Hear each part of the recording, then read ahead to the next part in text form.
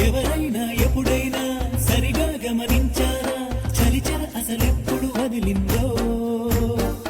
అణువణువు మురిసేలా చిగురాసలు మెరిసేలా తొలిసెగుణం ఎప్పుడు ఎదురైందో చూస్తూనే ఎక్కడి నుంచో చైత్రం కదిలొస్తుంది పొగ మంచును కోపం అంటూ తరిమేస్తుంది నేలంతా రంగులు తొడిగి సరికొత్తగా దోస్తుంది తన రూపం తానే చూసి పులకిస్తుంది